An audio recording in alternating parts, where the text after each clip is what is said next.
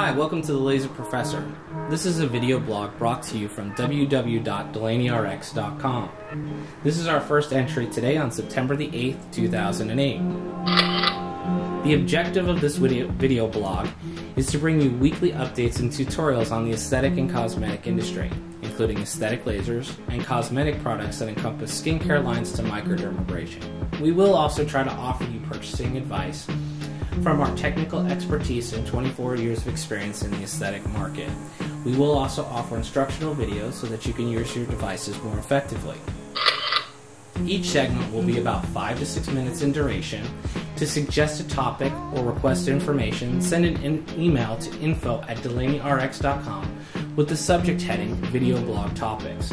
This is open to doctors, nurses, estheticians, and also the patients. Each segment will include educational information and tips. Today's topic is on the different devices and knowing which device you're actually comparing when you're trying to make a purchasing decision. There are many manufacturers of aesthetic lasers on the market today. I think we've counted about 35 manufacturers of aesthetic lasers. The most popular manufacturers of these aesthetic lasers are Candela, Cynosure, Cyton, Luminous, who is formerly Coherent and ESC Sharpland, Cutera, who is formerly Altus, and a newcomer on the block, Alma. These manufacturer names are not as critical as the device names themselves, or the brand name. The brand names for, let's stay with hair removal for right now, are the Genelaze, the Lightshear, the Zeo, the Lyra, the Quantum HR, and the Gentle Gag. These are the most common devices that you'll find being advertised for hair removal in your market.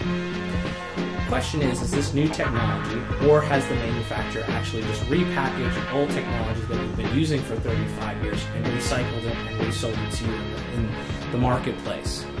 How do we know whether or not we're looking at the same two devices, or are we looking at actually new technology and something completely different that has not actually hit the marketplace? Well, to do that and to compare the devices fairly, we have to look at two things.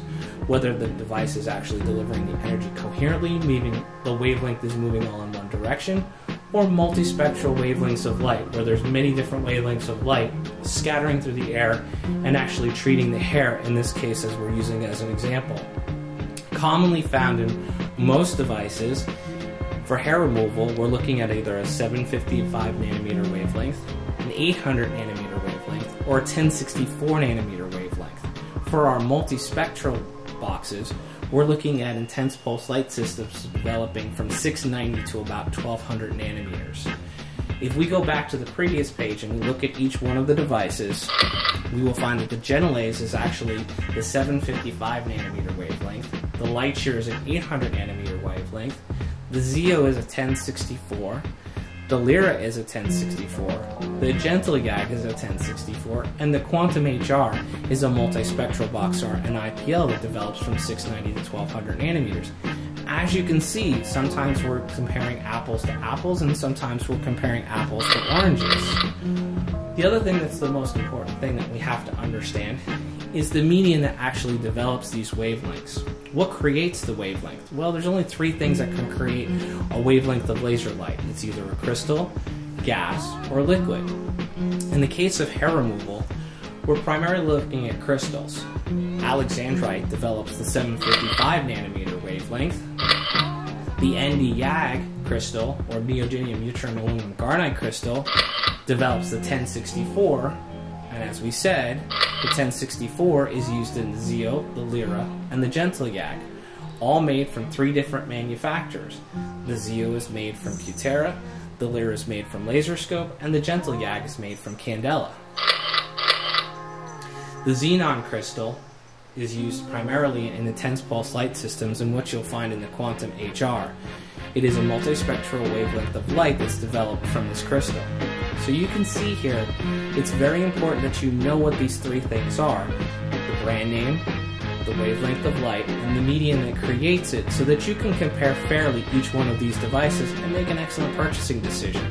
We'll go in much farther detail on each one of these subjects, medians, brand names, wavelengths, in future tutorials. but this gives you a basis so that you can start an Excel spreadsheet and start comparing each one of the devices. Thank you for your attention. We will see you the next time on The Laser Professor, brought to you from www.DelaneyRx.com. Have a wonderful day.